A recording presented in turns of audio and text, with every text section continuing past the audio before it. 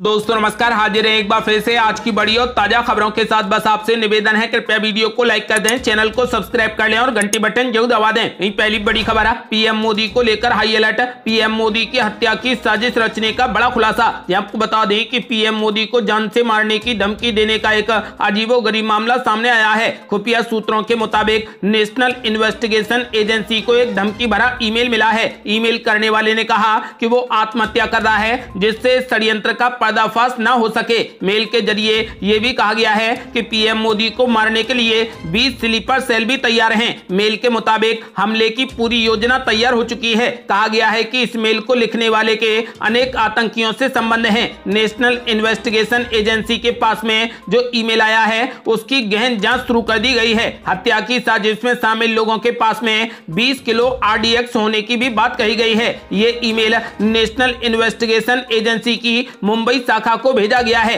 बता दें कि पीएम नरेंद्र मोदी की हत्या की साजिश रचने का खुलासा होने के बाद सुरक्षा बलों को हाई अलर्ट कर दिया गया है। ईमेल भेजने वाले का अब पता लगाया जा रहा है। बड़ी खबर, अखिलेश यादव ने योगी आदित्यनाथ पर बोला जोरदार हमला। बोले भाजपा राज में जनता को रौंदने में लग गया बुलडोजर, महंगाई ने तोड़ दी कमर। आपको बता दें कि समाजवादी पार्टी के अध्यक्ष और यूपी के पूर्व मुख्यमंत्री अखिलेश यादव ने मुख्यमंत्री योगी आदित्यनाथ का नाम लिए बिना उन पर जोरदार हमला बोला है। उन्होंने कहा कि भाजपा राज में बुलडोजर जनता को रौंदने में लग गया है और दिन पर दिन महंगाई की मार बढ़ रही है। इसके साथ ही सपा प्रमुख अखिलेश यादव ने कहा कि लोकतंत्र में सत्ता दल का जनता से ऐसा क्रूर व्यवहार पूरे तरीके से अमानवीय है। सपा मुख्यालय से जारी बयान के अनुसार अखिलेश यादव ने आरोप लगाया है कि भाजपा राज में बुलडोजर जनता को रौंदने में लग गया है और दिन प्रतिदिन महंगाई बढ़ने से किसान आत्महत्या कर रहे हैं। उन्होंने कहा कि सरकार इस सबसे बेफिक्र होकर, संवेदनहीन होकर लोगों की जिंदगी से खिलवाड़ कर रही है।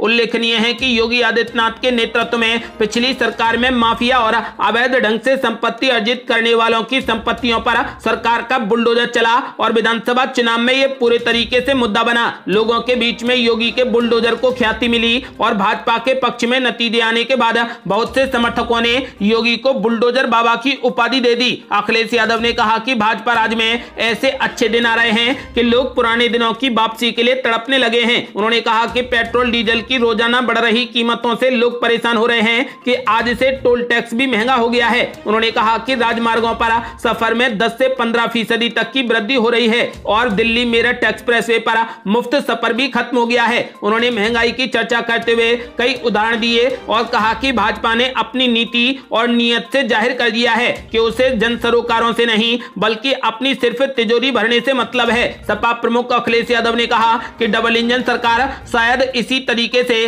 प्रदेश में $1 ट्रिलियन की अर्थव्यवस्था बनाने का सपना देख रही है। आपको बता दें कि अखिलेश यादव ने बीजेपी पर हमला बोलते हुए कहा और आरोप लगाया है कि भाजपा राज में बुलडोजर जनता को रौंदने में लग गया है। अगली बड़ी खबर, पंजाब के मुख्यमंत्री भगवंत मान ने विधानसभा में उठा दी बड़ी मांग। कहा चंडीगढ़ को तत्काल पंजाब में करें ट्रांसफर। आपको बता दें कि पंजाब के मुख्यमंत्री भगवंत मान ने चंडीगढ़ को तत्काल पंजाब में ट्रांसफर करने की मांग करते हुए राज्य विधानसभा में एक प्रस्ताव पेश कर दिया। उन्होंने केंद्र सरकार पर केंद्र शासित प्रदेश के प्रशासन के साथ ही साझा संपत्तियों में संतुलन बिगाड़ने की कोशिश करने का भी आरोप लगाया है। विधानसभा का ये एक दिवसीय विशेष सत्र केंद्रीय गृह मंत्री अमित शाह की उस घोषणा के मद्देनजर हुआ जिसमें कहा गया है कि केंद्रीय सेवा नियम केंद्र शासित प्रदेश चंडीगढ़ के कर्मचारियों पर भी लागू होंगे। बता दें कि चंडीगढ़ पंजाब और हरियाणा की संयुक्त राजधानी है। सदन में प्रस्ताव पेश करते हुए भगवंत मान ने केंद्र से संविधान में प्रदत्त संघवाद के सिद्धांतों का सम्मान करने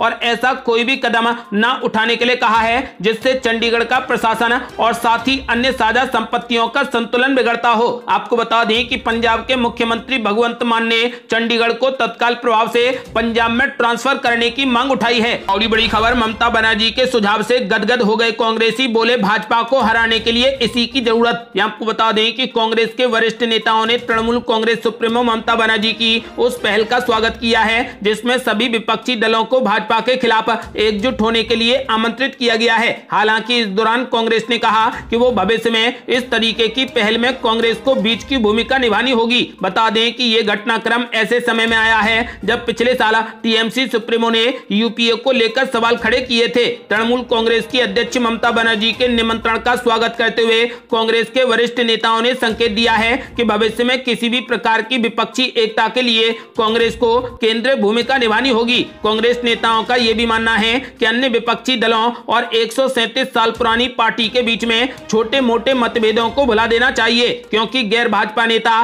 भाजपा जैसी शक्ति को हराने के लिए एकजुट होने का प्रयास कर रहे हैं। आपको बता दें कि राज्यसभा में कांग्रेस के उपनेता आनंद शर्मा ने पीटीआई भाषा से कहा कि विपक्षी एकता कांग्रेस की घोषित स्थिति है। कांग्रेस अध्यक्ष और कार्यकारी स्थिति ने बराबर इस पर जोर दिया है। अतीत में कांग्रेस ने सभी को एक मंच पर एकत्र करने की पहल की है। आपको बता दें कि फिलहाल ममता बनर्जी ने बीजेपी के खिलाफ सभी पार्टियों को एकजुट होने की अपील की है।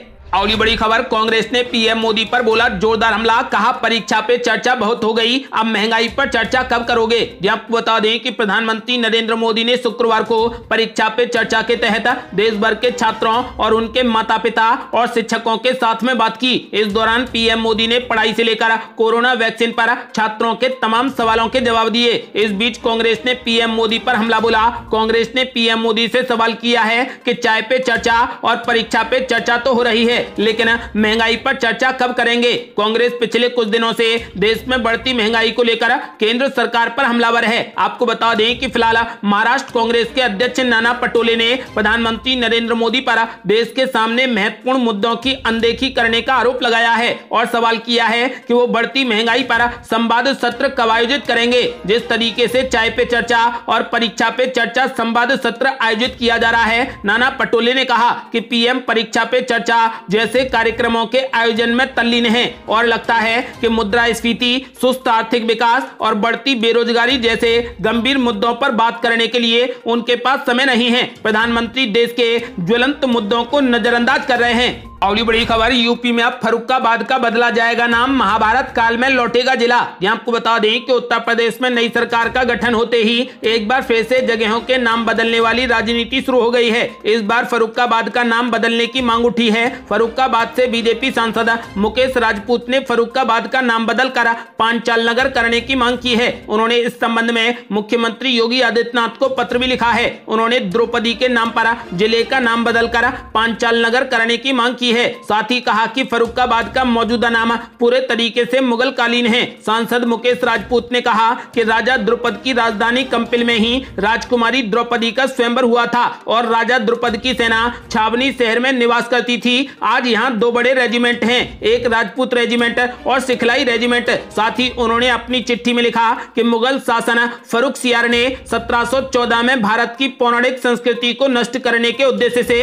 इस ऐतिहासिक नगर का नाम अपने नाम के आधार पर बदलकर फर्रुखाबाद कर दिया था। इसलिए सरकार से निवेदन है कि फर्रुखाबाद का नाम बदलकर फिर से पांचाल नगर किया जाए। आपका क्या मानना है, क्या फर्रुखाबाद का नाम बदलकर पांचाल नगर किया जाए? अपनी राय हमें वीडियो लाइक कर कमेंट बॉक्स में जरूर दें। अगली बड़ी खबर, दवाइयों के दामों में 10% का इजाफा, इन मेडिसिन के लिए चुकानी पड़ेगी ज्यादा कीमत। आपको बता दें कि आम आदमी की मुश्किलें अब और बढ़ सकती हैं। इस साल 1 अप्रैल से 800 जरूरी दवाइयों के दामों में 10% से अधिक बढ़ोतरी की जाएगी। नेशनल फार्मास्यूटिकल प्राइसिंग अथॉरिटी ने करीब 800 जरूरी दवाइयों की कीमत में 10.7% बढ़ोतरी की मंजूरी दे दी है। जिन दवाइयों की कीमतें बढ़ेंगी उनमें बुखार, ब्लड प्रेशर और हृदय रोग के इलाज में काम आने वाली दवाएं भी शामिल हैं। इसके अलावा शेड्यूल्ड ड्रग्स के दामों में वृद्धि को सरकार की तरफ से मंजूरी मिल गई है। एनपीपीए का कहना है कि इन दवाइयों की कीमत थोक महंगाई दर के आधार पर बढ़ाई जाएंगी। फार्मा कंपनियां कोरोना महामारी के बाद से ही दवाइयों के दामों में बढ़ोतरी की मांग कर रही थी। बता दें कि शेड्यूल्ड दवाइयों में जरूरी दवाएं शामिल होती हैं। इसमें ऐसी दवाइयां होती हैं जिनके दामों को फार्मा कंपनियां खुद से नहीं बढ़ा सकती हैं। इन दवाओं के दामों को बढ़ाने के लिए सरकार की अनुमति लेनी जरूरी होती है। जिन दवाइयों के दामों में उछाल देखने को मिलेगा उनके मुख्य रूप में पैरासीटामोल, एजिथ्रोमाइसिन, पेन किलर और एंटीबायोटिक दवाएं भी शामिल हैं। आपको बता दें कि फिलहाल अभी पैरासीटामोल की 10 गोलियां का एक पत्ता 15 रुपए का बिक रहा है, जो बढ़कर अब 17 से 18 रुपए का हो जाएगा। अगली बड़ी खबर, यूपी के मुख्यमंत्री योगी आदित्यनाथ ने दिया सख्त आदेश, 72 घंटे में किसानों को हो गेहूं खरीद का भुगतान। आपको बता दें कि उत्तर प्रदेश में शुक्रवार से न्यूनतम समर्थन मूल्य यानी एमएसपी पर गेहूं की खरीद शुरू हो गई है। पहले दिन 3989 क्रय केंद्रों पर किसान गेहूं लेकर पहुंचे, जहां पर गेहूं खरीद की प्रक्रिया शुरू कर दी गई। गेहूं की खरीद 15 जून तक की जाएगी। सरकार ने रबी विपणन वर्ष 2022-23 के लिए गेहूं का न्यूनतम समर्थन मूल्य 2015 रुपए प्रति क्विंटल तय कर दिया है, जो पिछले साल से 40 रुपए अधिक है। सरकार ने इस वर्ष 60 लाख मीट्रिक टन गेहूं खरीदने का लक्ष्य निर्धारित किया है। गेहूं बेचने के लिए किसानों को ऑनलाइन पंजीकरण कराना होगा। मुख्यमंत्री योगी आदित्यनाथ ने उच्च स्तरीय अधिकारियों के साथ में समीक्षा करते हुए एक बार फिर से स्पष्ट निर्देश दे दिया है कि गेहूं खरीद का पूरा पैसा 72 घंटे के भीतर किसानों के बैंक खाते में ट्रांसफर कर दिया जाए। अधिकारी अपने अपने जिलों में गेहूं उपार्जन के लिए सभी आवश्यक प्रबंध करें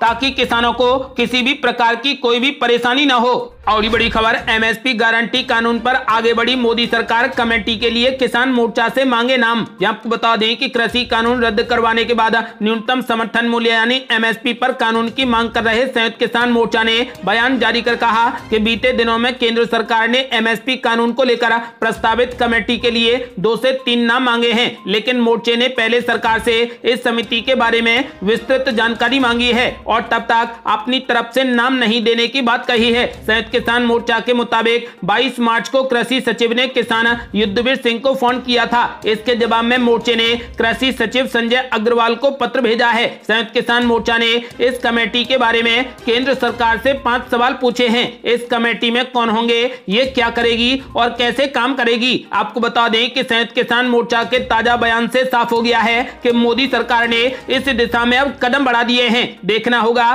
कि एमएसपी कानून को लेकर कमेटी कब तक बनती है। आपको बता दें कि फिलहाल मोदी सरकार ने कमेटी गठित करने के लिए किसान मोर्चा से 2 से 3 किसानों के नाम मांगे हैं। और बड़ी खबर, यूपी की कानून व्यवस्था को और दुरुस्त करने के लिए योगी सरकार का बड़ा कदम, पुलिस में 5381 नए पदों को दी मंजूरी। आपको बता दें कि यूपी में कानून व्यवस्था की स्थिति और दुरुस्त करने के लिए योगी सरकार ने बड़ा कदम उठाया है। आपको बता दें कि शासन ने पुलिस विभाग की विभिन्न इकाइयों में 5381 नए पदों को मंजूरी दे दी है। इसमें राजपत्रित श्रेणी के 86 व अराजपत्रित श्रेणी के 5292 पद शामिल हैं। ये पद cyber crime, forensic science, social media, STF व एटीएस आदि के लिए हैं। ये जानकारी अपर मुख्य सचिव गृह अवनीश कुमार अवस्थी ने दी है।